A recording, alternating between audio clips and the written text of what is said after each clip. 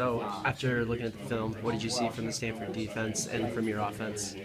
Well, I thought that we had a few missed opportunities. I thought that, you know, obviously what showed up is how we got in all those third downs. It comes down to the details of so much more doing from all 11 positions. And, when you're hitting on only 9 out of 11 per play, guys doing their assignment, the detail of their assignment, you're going to get yourself in tough spots, and that's where we were. We were in a lot of third downs.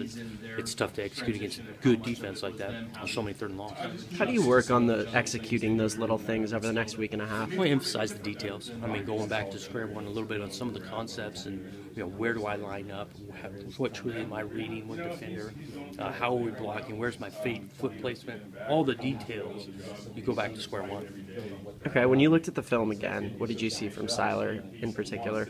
Well, I think there's some details that are missing right there. I think that he played pretty hard. I think he had to throw the ball away too often, and that some of that reason is we got to put him in a better position. It was covered down. To give Stanford credit, he did a lot. There's a half a dozen plays. He don't have a place to go with the ball, so he's throwing it away, which was the right play. And then there were some plays out there that we can make, and he's going to.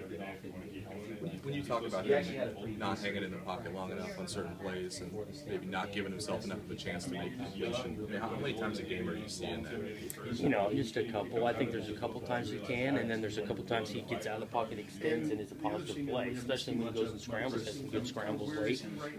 So it's that fine line, the guy who can go and create, and then there's some other times that he can hang in a little longer.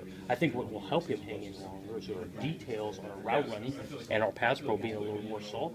That'll help him to stay in because there's oftentimes that thing is squeezing and he needs to get it. So it's a group effort. All 11 guys got to sharpen up, and that includes coaches. We got to get him in a better position.